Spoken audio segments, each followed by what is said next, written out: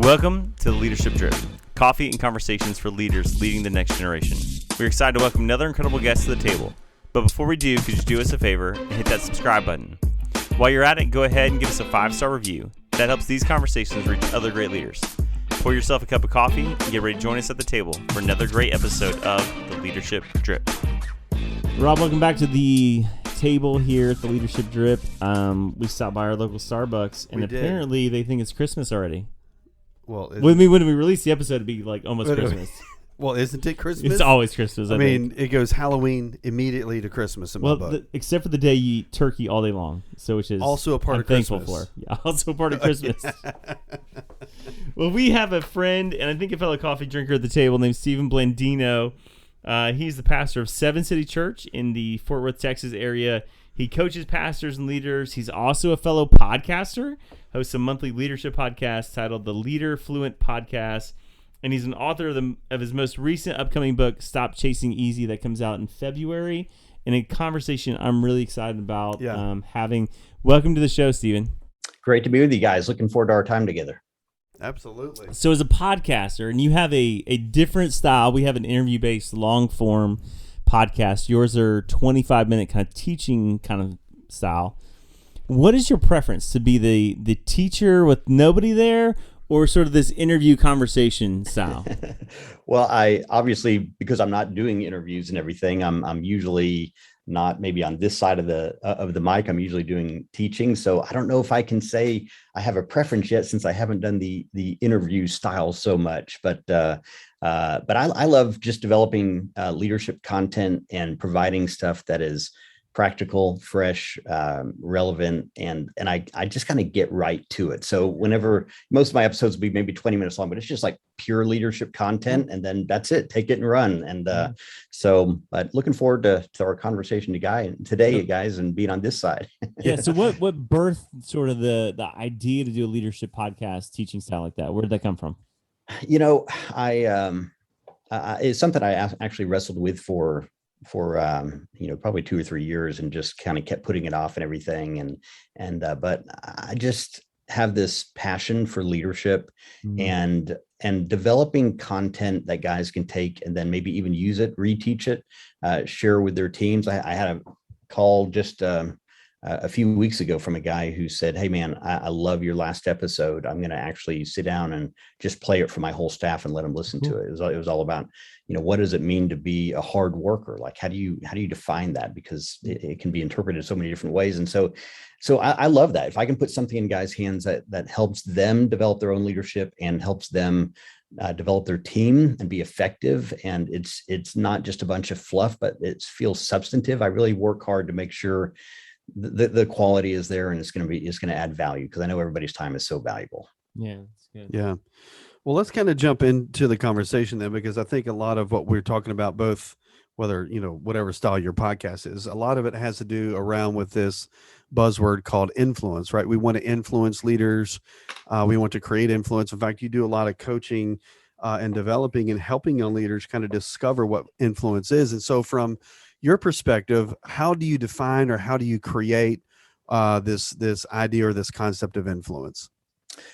Yeah, the word influence, it really implies the idea of affecting change, right? So I define influence as leveraging your God-given resources to create positive change in your slice of the world. So think about a couple aspects of that. Leveraging your God-given resources. In other words, you have your greatest influence in the areas where God has gifted you. Mm-hmm. And whether that's spiritual gifts, skills, knowledge, whatever it may be. And because let's be honest, very few people have influence outside of that zone, outside of their giftedness. Yeah.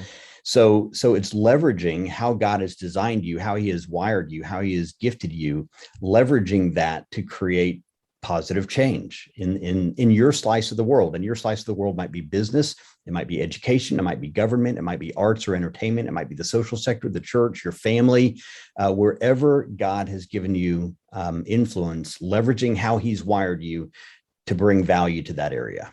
So then let's peel back a layer of the question, just for our listeners and even for us as well. There's a lot of different ways or ideas in how you can discover what those gifts are, those those strengths that are your skills, are your resources, are to make that influence. So for you and your leadership perspective, how do you encourage or coach young leaders to discover what those God-given gifts are? Yeah. So here's one of the things when I'm working with young leaders, I'll often kind of play out, and that is that a lot of times people are frustrated because they can't figure out their purpose in life. And so they're kind of pounding the table saying, you know what, God, what's my purpose? What's my purpose? What's my purpose? If you'll just tell me, God, I'll pursue it. I'll do it. But and there's nothing wrong with that question, but I think there's actually a better question that young leaders can ask. And that is, instead of just asking God, what's my purpose? Ask God, how did you design me? Because if you understand how God designed you, it's going to give you clues to what that purpose should be or is. And so, so a lot of times I talk about the idea of, think about it as a puzzle. Whenever you dump a puzzle out onto a table, you know, what's the first thing you do? You turn all the puzzle pieces face up. And then what do you do after that? Then you organize all the edges of the puzzle, and then you might organize it by different colors and everything. And then you start putting it together. Well, when it comes to figuring out your life purpose, the first thing is to turn over all the puzzle pieces and then look for the patterns and the themes that emerge out of those puzzle pieces. So I talk about, I've got another book I wrote a few years back called Do Good Works, where I talk about discovering your life purpose. And I talk about 10 puzzle pieces to turn over. Mm-hmm. So we talk about pain, recognizing that, you know, the pain of our past, most of us are just trying to forget it. And yet sometimes God actually wants to redeem that pain for a greater purpose. We talk about experience, like looking at your successes, but also your failures. You know, if you know what your failures are, you can shrink the circle of your life purpose down a whole lot. We talk about destiny markers, and a destiny marker is kind of the idea of an event or a circumstance or a situation or a person from your past that reveals what your purpose is, or at least reminds you that God does have a purpose for your life. So kind of processing through that.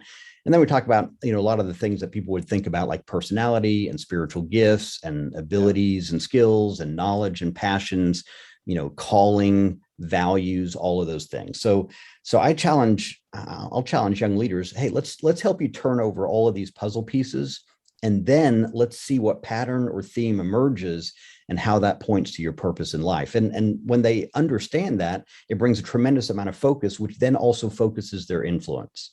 Yeah. Because again, your influence is going to thrive in the area where God's gifted you most and designed you. So when I was at Saddleback, we used kind of an acronym called SHAPE, which I don't know if you've ever heard of that. So yes, and it's essentially doing the exact same thing. But for me as a leader, when I would teach SHAPE classes, or we would have SHAPE conversations, again in air quotes, and what that means: spiritual gifts, heart abilities, personality, experiences, all those things. I think the cool thing is when you actually help people sort of connect the dots between their pain and their purpose, right? I mean, so for you, I mean, kind of what is that experience like for you when you see the light bulb go off, or how do you help people connect? And let's just use pain because it's one that we typically most often avoid, human nature, right? Painful experiences, but how God is redeeming that pain to use it as a part of your purpose and your plan. So how do you help leaders sort of evaluate or assess or include those parts into their narrative instead of excluding them? Yeah, that's a great question. So some of the pain, I'll just be honest and I'll say, look, some of the pain, God just wants you to be able to release that pain so that it doesn't hold your purpose or your destiny captive. Right. Because if you don't deal with the pain, eventually it's going to show up down the road and it's going to undermine your purpose. So if there's any unresolved pain that you need to address, let's start there. And if that means you need counseling, let's get counseling. If that means that you just need to face it and address it, it may mean you need to have a hard conversation with somebody. Let's deal with that and then learn to release and let go of that pain. And I'm not a counselor, so I'll direct them that, hey, sure. You know, let's get you the help that you need here. But then there may be other areas that, yes, it was painful, but God also wants to redeem that for a greater purpose. And because sometimes we're so anxious to get rid of the pain or to just push it aside, we don't ever stop to ask the question, is this something God wants to redeem? Right. And also recognizing that sometimes that pain can be directly connected to a passion point.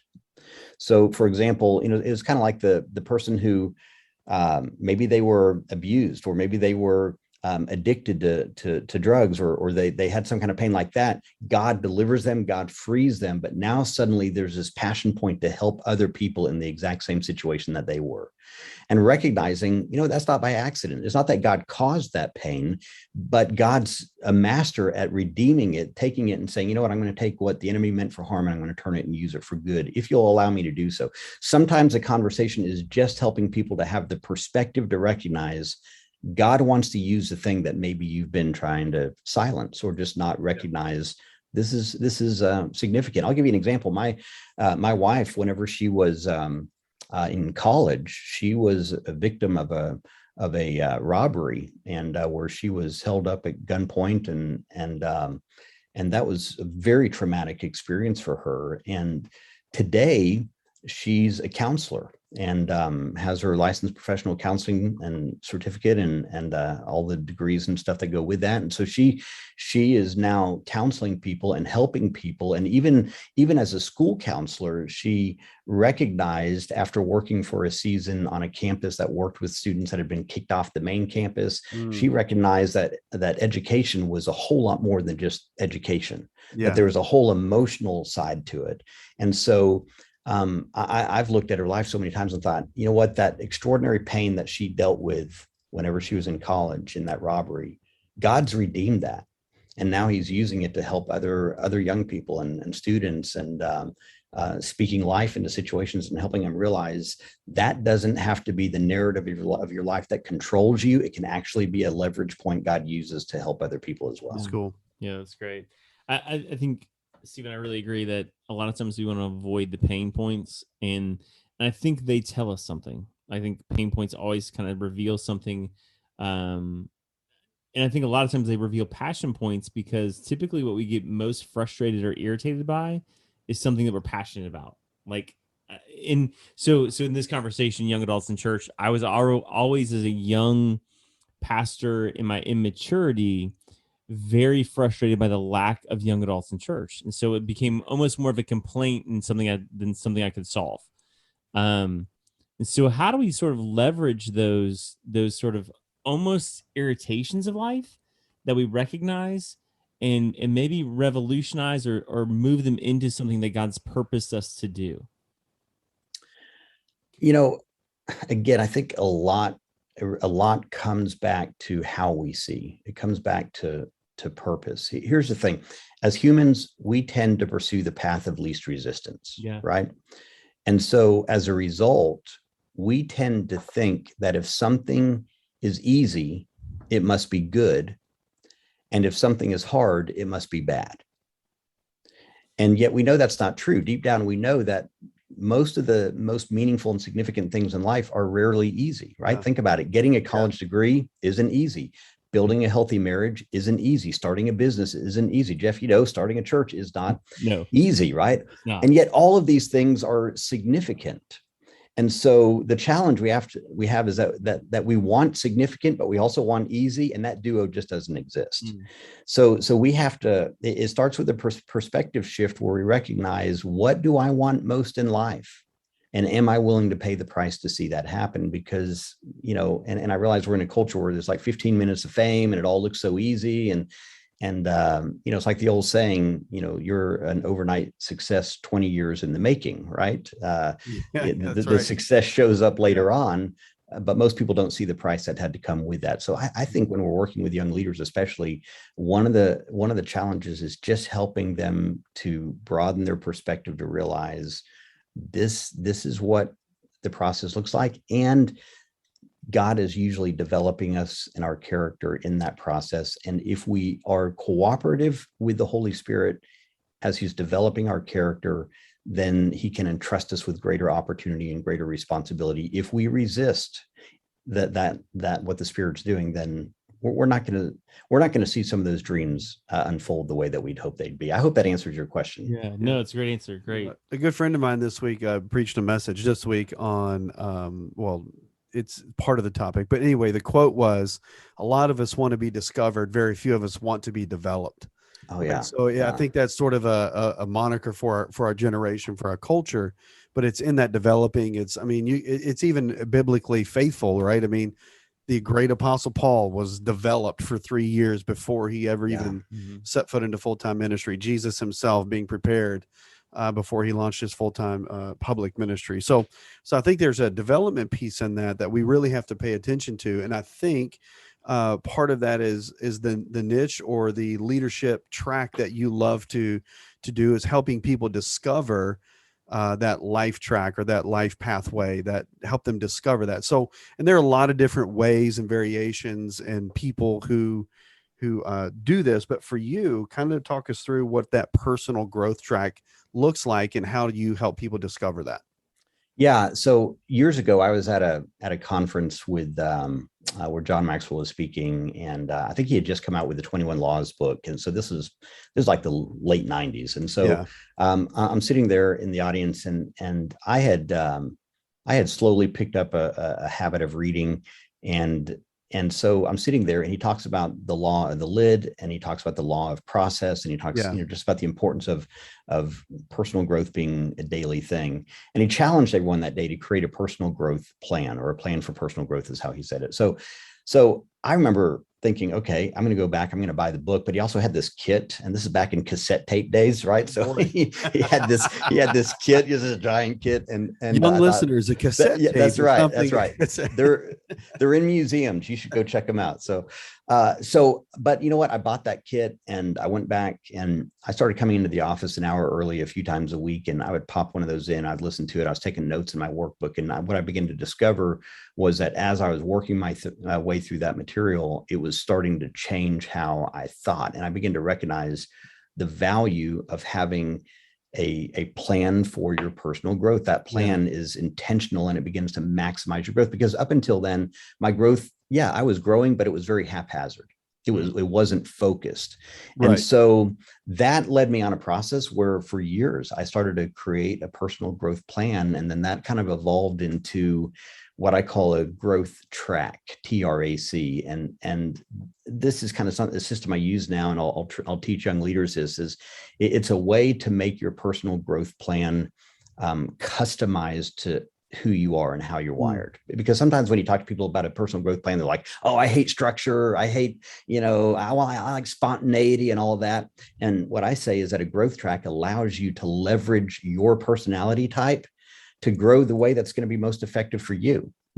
Because it really consists of 4 questions that help you put together a growth plan that's intentional, that's focused, that helps you get where you want to go, but at the same time, is sensitive to how God's designed you and how he's wired you. And so sometimes I'll say this, like, every leader, every young leader, old leader, doesn't matter. Every leader has dreams, has goals, right?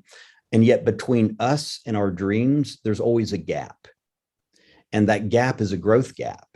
And the only way to see our dreams fulfilled is to grow from the person I am today into the person I need to become in order to actually lay hold of that dream.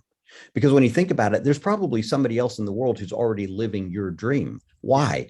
Because they paid the price to grow from who they were to who they needed to become for that dream to actually take place.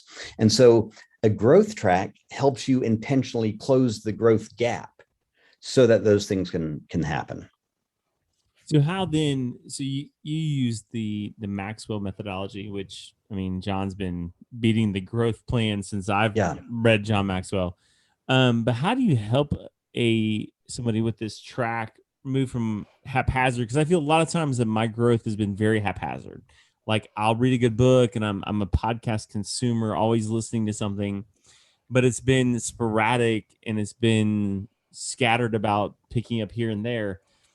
How do you coach somebody to go, hey, be focused in your growth to this specific thing or to this specific area, and not just sort of gaining massive information from different sources and different ideas?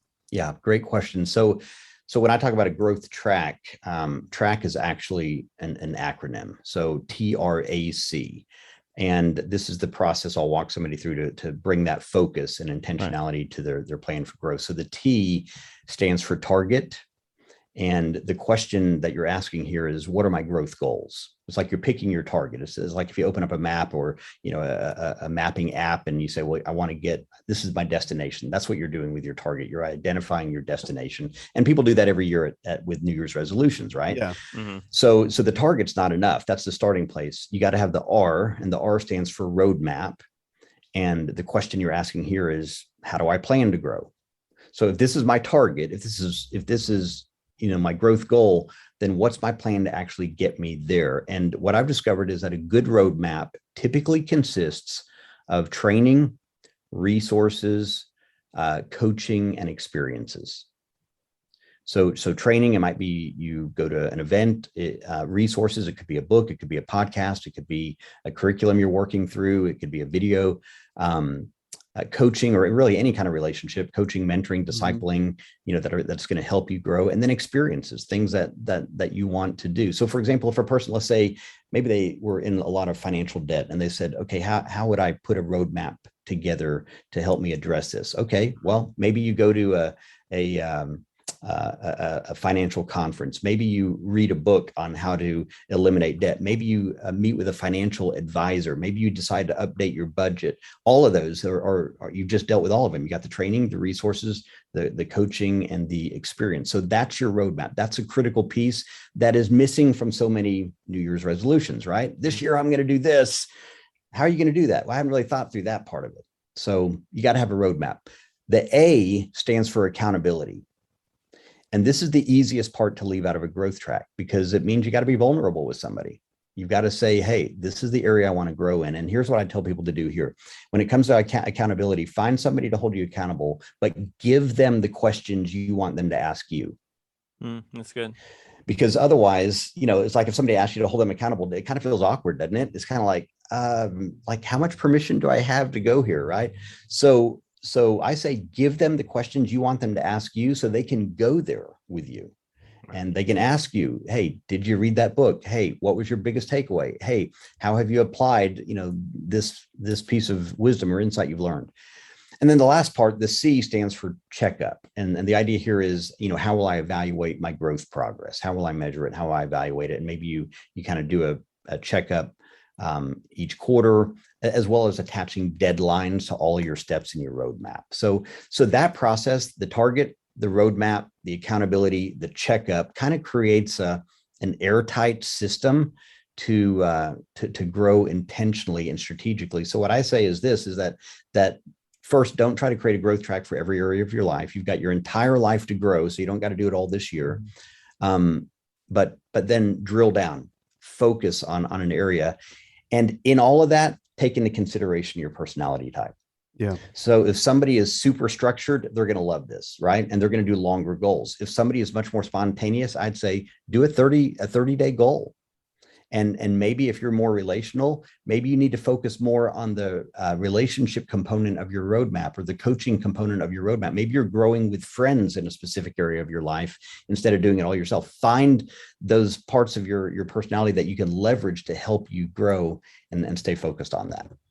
So I think you're answering the question that I want to ask in a roundabout way. So let me be a little bit more specific, because I think a lot of times, especially leaders, they want to be high achievers, typically type A personalities. I mean, you could paint the stereotype if you wanted to, but one of the things that I think most often stymies leadership are leaders who feel overwhelmed, who are overcome and overwhelmed by the inability to actually stay on track, if I can use your thing. So how do you help leaders who are saying, well, I've tried this, I've tried Maxwell, I've tried Lindsay, whoever, right? Whatever organizational pieces out there, we've tried to do it all. So how do you help leaders overcome being overwhelmed with the failure or the inability to follow through? Yeah. One thing I would say is just reduce the number of growth plans you have or growth tracks you have. I remember one time I'd sent my growth track to a friend who had really kind of coached me in the area of growth planning several years ago. And I had 12 areas that I wanted to grow in that year. And I sent it to him. And the first question he asked me was this: have you calculated how much time it's going to take you to do everything you've put in your growth plan? And I said, no. And he said, well, you need to do that. And so I did. And I realized I have a new part-time job, right? Yeah. And so I immediately realized I got to rein this in. And so I think I may, have reduced it to 8 or something like that. But then I realized, you know what, that's too many as well. And so now I'll get it down to 3 or 4 goals a year, personal growth goals, and just take that pressure off to say, again, I've got my whole life to grow. Let me focus on the areas that are going to be most important. And here's the other thing. We tend to think all growth should focus on our weaknesses. And what I say is when it comes to creating a growth plan, it should either build on your strengths or address your liabilities. Yeah. And don't worry about the weaknesses. Now, here's how I'm defining weaknesses. I'm defining weaknesses as those things God did not gift you to do. Right. So focus your growth on your strengths, because it's through your strengths you're going to make your greatest contribution to the kingdom of God or whatever God's entrusted you to. And focus on your liabilities, because your liabilities could pull the rug out from under you and could ultimately hurt you. So if you've got a balance of both of those, then there's an intrinsic component that's been added into your growth plan, where now part of it is focused on things you love to do and you're good at, and now you're getting even better at it. And then you got a couple areas that you're saying, okay, I got to shore these up. These are important because I need to be healthy in these areas. So I think bringing that focus, reducing the number, I think all of that's helpful. And I had a staff member last year who told me, would it be okay for me, because we require all of our staff to have a personal growth plan, and they'll give me their growth plan at the beginning of the year of here's the areas I want to grow in this year. And this person said, would it be okay if I just give you one growth goal every quarter and wait until that quarter to give it to you instead of giving them to you all at the beginning of the year? They said, because sometimes like things change and you get 6 months in and maybe you don't have the passion to grow in that area, or you don't feel the need like you did earlier. So I said, sure, absolutely. That's an example of leveraging their personality type to focus on one goal at a time. And that's what they did. They'd focus on one growth goal every 3 months. And again, I feel like I'm always a student at the table asking questions for myself. So exactly. on the target piece, Stephen, and I've heard this from other areas, but I also know I'm just as guilty of it. How do we avoid the vagueness of the growth? Like, I want to get healthy. Well, what does that mean? Right. Yeah. So how do we, when we're really picking something and picking an area of growth or picking, an area of change, how do we get really hyper focused and detailed on where that target is? Sure. So I think of, broad categories or big buckets. You got spiritual, you got mental, emotional, physical, relational, financial. So you might start with the broad category, but then within that category, thinking about what do you want to accomplish by when? Is it measurable? So for example, if a person says, I want to lose weight. Okay, great. Does that mean if you lose 1 pound, you've achieved your goal? Or do you say, you know what, I want to lose 15 pounds by this date? Well, now you've gotten specific, but the real key comes to your roadmap. So you might say, I'm going to work out this many days a week for this long. I'm going to cut my calorie intake to this limit. I'm going to completely remove soft drinks from my diet. You see, now you're getting very specific. Like I had somebody, they put together their growth track and they gave it to me to review one time. And on their health goal, they said, I want to cut down on sweets. I said, okay, that's great. But what does that mean? Does that mean, you can have one slice of cake a week, or like instead of one a day, you'll just cut a day out that week? Like, what does it mean? The more specific you can be, now you can start to measure it. And so I think that applies both to the target and the roadmap. And if it's not measurable, then and you can't say specifically, I know I will have achieved this when I've done this, then you probably need to get drilled down a little further on it. And I'm going to just make confession. I think my vague goal setting or targets has been my fear of accomplishing the task.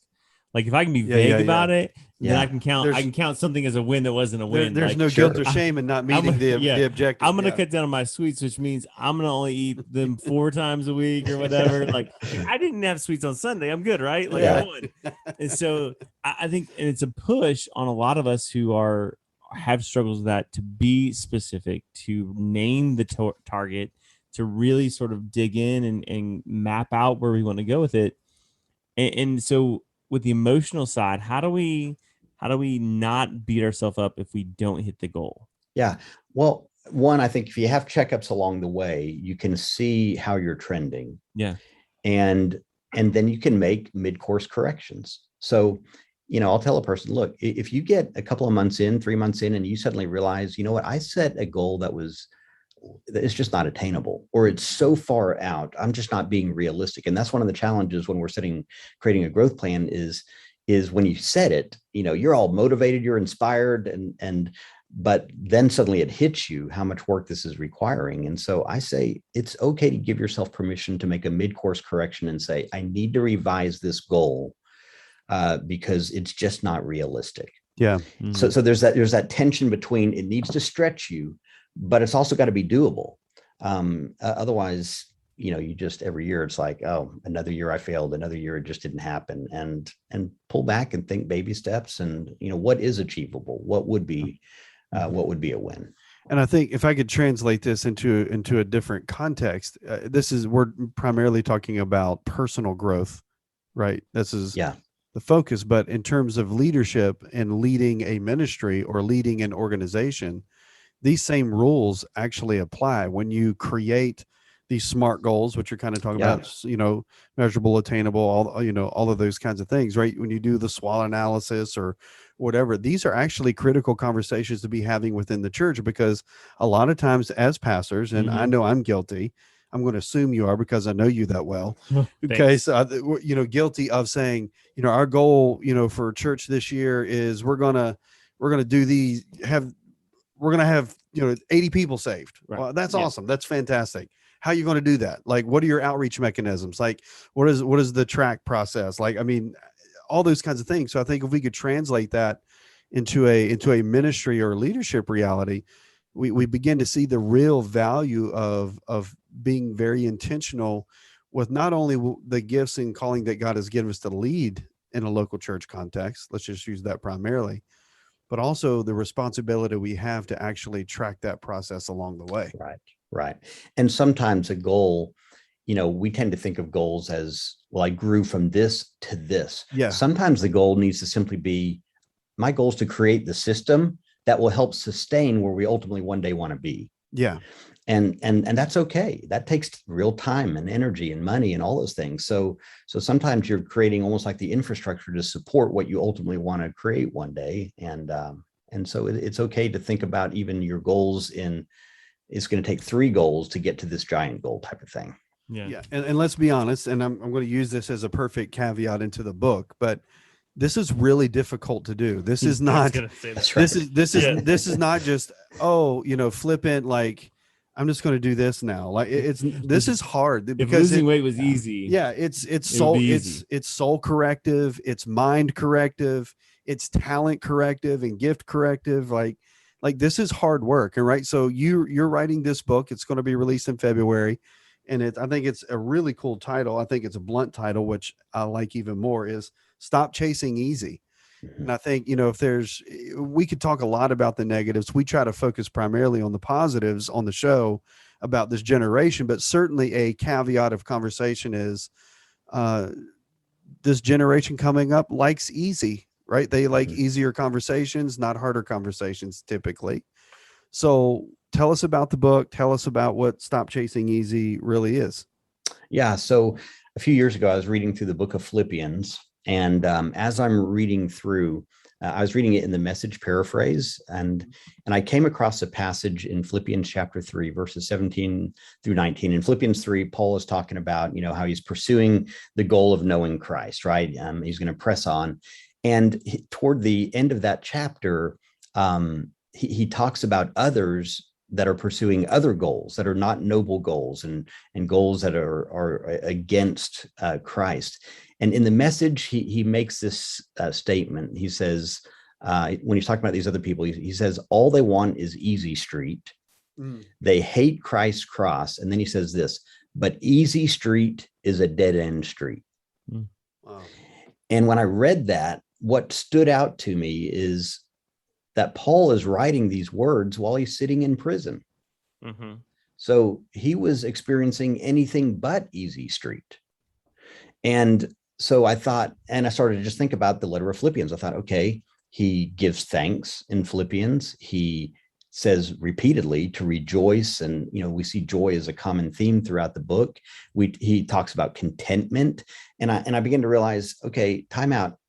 When he says easy street is a dead end street, he's talking from experience, because he's not, he's not enjoying all the easy breaks. He's in prison and was there for probably at least 2 years. Mm. And yet he's writing these words because he recognizes what's at stake.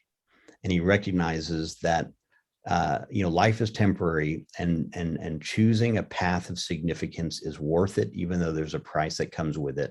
So stop chasing easy and let's get on about the business of what really matters most.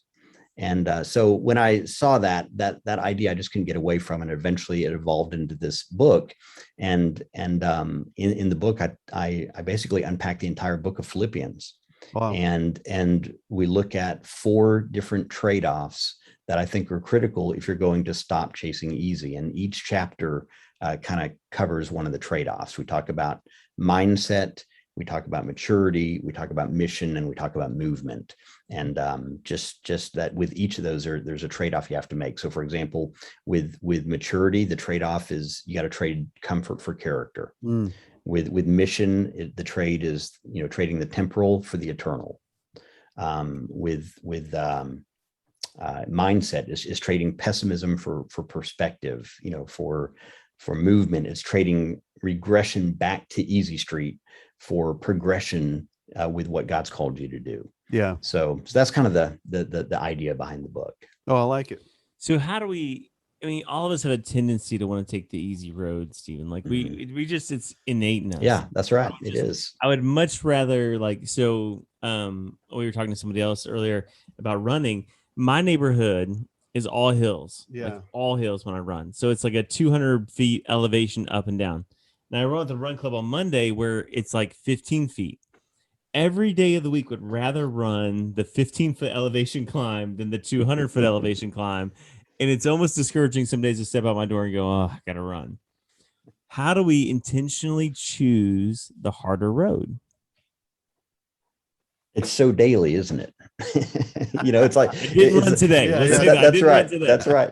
So, and I'll be honest. I mean, like physical health stuff, like the workout side, that does not come natural for me. It is probably my biggest challenge when it comes to growth. It's hard. I heard somebody say one time that, when Jesus talks about taking up your cross and following him, take up your cross daily and follow him, that they said that the problem with taking up your cross is it's so daily. It's every day. It's hard. And so I think there's a couple of things to think about on when you're facing challenging roads, difficult roads. Some of those roads are handed to you, and then some of those roads you choose, right? Yeah. So for example, a few years ago, I had heart failure. I grew up, always had a mitral valve prolapse, which is a really common condition, basically where your valve doesn't properly open and close. And so every year I would go to my cardiologist. They would do a checkup. It would always check out fine. And they said, we'll see you next year. Yeah. And so in 2014, I went to my cardiologist. He did a checkup. Everything was great. Said, I'll see you next year. 9 days later, my valve ruptured. Oh, wow. And so, fluid started to fill my lungs. I thought I was coming down like with the flu. And I remember it happened on a Sunday morning. I never even felt it. I was probably preaching when it happened. And I remember walking outside. It was in the month of March, so the air was a little chilly. I remember walking outside, and as I was breathing in, I could feel my lungs kind of felt like they were burning. And I thought, that's kind of odd. And just throughout the rest of the afternoon, it just kind of got worse and worse. I thought I was coming down to the flu. The next morning I wake up and I told my wife, I said, I think you need to take me to the ER. And she takes me. They think I have pneumonia. And but when they realized it had just started the day before, something wasn't adding up. And so I was kind of at one of those smaller little hospital clinic type things. And they said, well, we need to transfer you to the hospital. They transfer me. And long story short, my cardiologist comes in and he realizes what's happened. He said, this is serious. He said, you need open heart surgery. We're going to care flight you downtown to the heart unit. And they do that. I have open heart surgery. I was simultaneously experiencing heart failure and pulmonary failure. And they did open heart surgery, and I was in the hospital for 8 days and at home recovering for 6 weeks. And our church was only 18 months old at that time. Oh, wow. So, I didn't preach for 6 weeks. I was, one of those weeks was Easter. And so that was a hard road that was handed to me. Mm-hmm. Like I didn't choose that. I didn't pick that, but that's what I got to deal with. Right. So with those types of hard roads, it's all about how you see them. It's all about perspective. And so I think about the Apostle Paul in Corinthians, 1 Corinthians 12, when Paul talks about, his, his thorn in the flesh. Again, if you read that passage in the Message, it's really interesting because he makes a point. He calls his thorn in the flesh the gift of a handicap. Mm. And then he says, he begged God to take it away, and God said, my grace is enough. And he said, once I heard that, he said, I was glad to let it happen. And he said, I quit focusing on the handicap and began appreciating the gift. Yeah. And I remember when I read that, I read that after my heart failure, about 3 months afterward.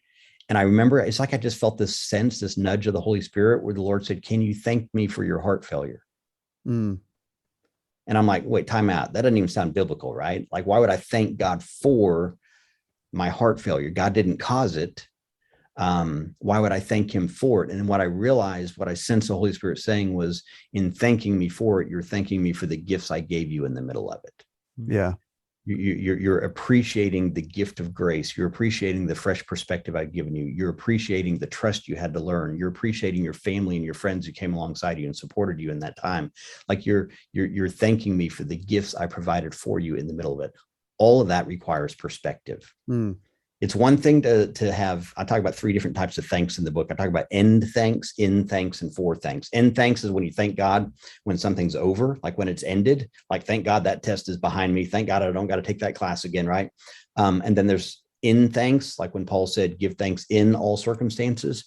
And so that's learning to say, okay, God, I'm going to thank you in the middle of this. But then there's 4 thanks where you actually thank God for the hardship or the trial because of the growth you experience because of it.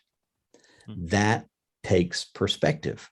Yeah. So whenever there's challenges and hardships that are handed to you, it all comes down to perspective. When they're challenges that you pursue, that you choose, then it comes down to purpose, because that's when you got to remind yourself of the why behind what you're doing. Yeah. Yeah. It's kind of like in marathons, and I'm not a marathon runner, but they say about the 21-mile mark is where you hit the wall. Mm-hmm. And so they talk about how you've got to pace yourself in the first 5 miles so that you've got reserves left for the last 5 miles. And so I think pace and purpose are the key to longevity. You got to have the right pace. We're not going to run like there's no tomorrow. You're going to pace yourself. And then when you hit that wall, you remember, why did I sign up for this marathon in the first place? Right. It's the purpose that keeps you going. Yeah. And it takes both those, pace and purpose, to keep you going. So I think when it comes to hardships, the ones that you don't choose, it comes down to your perspective. The ones you do choose, it comes down to the ultimate purpose that's driving you and having a sustainable pace in that process. That was probably a longer answer than you wanted. Yeah, it's a great answer. And as you were kind of talking, obviously I was reminded of the story of the 3 amazing men, Shadrach, Meshach, and Abednego, who were obviously, thrown into the fiery furnace. And it just struck me how God flourishes in the fire. There were a lot of things that God could have done, through the king, through Daniel, through them, to prevent them from even touching the fire. Sure.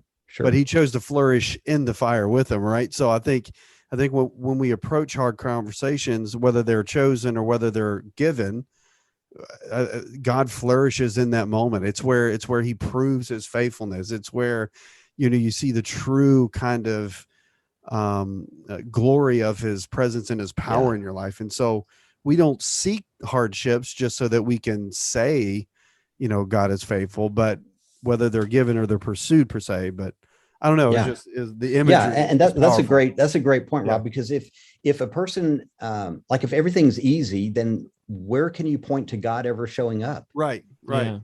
Right. and it's then you can take all the credit for yourself, right? It's we in like the to do hard that time. too. Yeah, that's right. We sure do. It's in the hard times Yeah. where we can point to the faithfulness of God. And we can say, this is what God did whenever, I was at the end of me. Yeah. So, Stephen, is the road ever not hard? I mean, let's take it. The blessings of God are great and abundant, and there are times that things just go well and seem to go our way. Is there ever seasons that, out of obedience and God's blessing, that it is easy? I think it's easier. I think there are moments when it's not as hard, it's not as difficult. But the length of those seasons is obviously going to vary. There are moments when you're enjoying flourishing, and sometimes it's easy in one area of life, but it's hard in another area. Yeah. And it may just feel like you're in this great rhythm with your spouse and things are awesome. But then maybe in this other area at work or whatever, it's just like, man, this is a tough hill to climb. And then sometimes hard shows up in different ways. So for example, when a church is booming, like it's just growing like crazy, like people from the outside can look at that and say, man, look at how they're just blowing up. I mean, it's just amazing. And yeah, that's fun and exciting. But what you don't see is also the pain behind the blessing. Yeah. And the pain may be, we can't keep up hiring the right people or enough people, or we, this is awesome, but now we've got to do this, and this, and it's going to cost us $5 million to do it. And we're trying to figure out how we're going to raise that money, right? There's always another layer to it. Yeah. And so, Sam Chand talks about the importance of raising your pain threshold. And when you hit your pain threshold and you're not willing to raise it any longer, then you're going to stop growing because the growth just got too painful. Yeah. Yeah, love Sam Chan, been on the show. Good friend of the awesome. Good friend of the university. So he's a great guy. He was gracious enough to endorse my book. So I love Sam. Oh, nice. Very cool. Yeah. So kind. Yeah, Sam is very one of the kindest.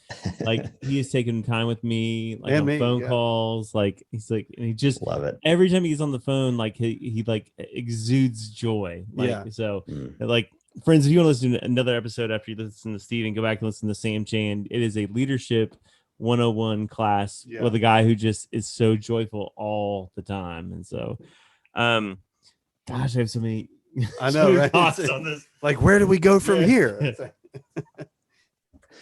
So in this context of Stop Chasing Easy, in sort of this idea, especially in the book of Philippians, because I've been in myself studying the book of Philippians, and had that revelation. Paul's in prison, but it's his most joyful book. It's the book that he doesn't bring any kind of correction to the church of Philippi, just really celebrates them, brings some encouragement. So how do we know, maybe in choosing this road, when we get to the next sort of crossroads? You use the Robert Frost, sort of expression, there's two roads and take the road less traveled. How do we know when we're chasing that road or not chasing that road, how we get to another cross point of decision? There's going to be moments. So I think sometimes what initially is hard eventually becomes easy. Okay. It's always hard at first because you've not done it before. Right. You don't have the experience. Your courage hasn't required that. So initially it requires an extra step of faith, more courage. But when you do enough reps, then you've reached a point where, okay, what was once hard doesn't feel hard anymore. And that's when those crossroads show up, where God says, okay, you've kind of gotten comfortable. Let me stretch your vision. There's a new hill to climb. There's a new mountain. And so then all of a sudden we find ourselves saying, okay, I've got to take another courageous step. I've got to do something I haven't done before. And I don't know if there's not necessarily a specific timeline on that. I just think we all reach those moments where we accomplish something great.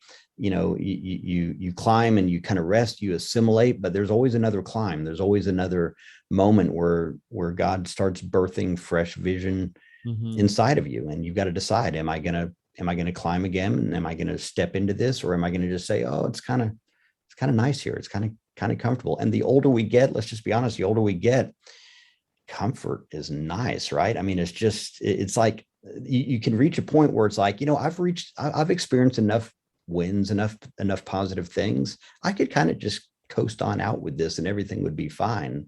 And yet, why would we want to do that when we've got more to offer than we've ever had? And yet we're about to put a lid on it because we came to the crossroads and we just decided, I don't want to make another climb. I don't want to do this again. I don't want to, yeah, it's a crossroads, but I think I'll just kind of stay where it is. I see this happen all the time with pastors. Like they grow, they build a great church, and then things change, but they don't want to make the hard changes in their church. And as a result, they just kind of plateau and it just starts to decline. And, they go into retirement. I've got a mentor who just, I've watched him lead his church through some very difficult challenges and changes over the last several years. And what I so appreciate is he's reaching the point where he's about to hand off the church. And what I so appreciate is he made all the hard decisions before he handed it off to the next guy, so it could be healthy when he handed it to him. Yeah. And I love that, because when he came to the crossroads, he still picked the hard road because he knew what was at stake, and he was thinking about the long term. And I think we develop those habits of choosing the hard road early on, great right? Way to say it. Oh yeah. Right. So we are either preconditioned or culturally conditioned or situationally or circumstantially conditioned a lot of times to either choose the easy road or the hard road. Now, all of those things are overcomable, but I think it depends on the threshold or the level at which we want to incorporate that habit of choosing the hard road in our lives. Right. And so for our young listeners and, for our Gen Z young adults, I mean, choose the hard road early, because those habits will carry you 20, 30, 40 years down the road in ministry and leadership and organizational growth or whatever it is that you're going to do. Choose the hard road early, because that's a habit that you need in your life, not only for now, but for much, much later. That's so good, Robert. So good. Leaders that aren't Gen Z, start choosing the hard road now. Yeah, it's never too late. It's just right. Building on that habit to develop and grow. Because I remember we talked to Sam Chan. Sam's, again, coming back to the conversation, he was like, at the time, turning 64 or 65. I don't remember. He named his age at the time. And he was telling us about the mentors he was calling about decisions he was making. And I was like, Sam, you're like in your 60s. And he goes, why would I quit now? So Sam, even that in his mid-60s, was still persevering and choosing difficult paths and making changes because there was still more work to do. It's Caleb in the book of Joshua who says he's at 85. Now I'm 85. Let's go take that hill. There's still, I don't think it's ever too late to navigate that. Right. And like you're saying, Rob, it's never too early to develop the habit. Yeah. Yeah. And, so many times we want to affirm people, compliment, cheer them on and everything, thinking that that's going to give them the inner strength to do those hard things. But I heard Tim Elmore say something recently that I thought was so good. He said, genuine self-esteem is built from achievement, not just affirmation. Yeah. And I thought that is so good, that if you want to feel good about yourself, do something hard, accomplish something significant, and be able to look and say, you know what, look what God helped me do, and celebrate that. The sense of self-esteem you have from that is far greater than if somebody says, you know what, you're awesome, right? You're amazing. Well, gee, thanks. But when I can point to something amazing I've done, then it's like that adds a whole nother layer to it, where you feel like, okay, I paid the price, and here's the outcome of it. Yeah. That's great. These are great conversations. And I'd love to continue. I can't actually wait to get a hold of the book. So looking forward to when that comes out in February. And the 2022. Book is 2022. Wow. I know it's coming close, right? Coming close. Stop Chasing Easy. And thank you so much for being on the show, Stephen. We've enjoyed our time, but we have one final question. Okay. And that's a question we ask all of our guests on the show, and it's an open-ended question, so you can answer it however you wish. But what is one lesson that you learned in college that did not take place in the classroom? So I learned how to pray in college. Great answer. And that did not happen in the classroom. Yeah. I went to a Bible college. We opened class with prayer, right? Right. But I learned to pray because I had a pastor and a youth pastor and a mom who all prayed. And, prayer is one of those things that it's more caught than taught, right? So I learned to pray by hearing other people pray.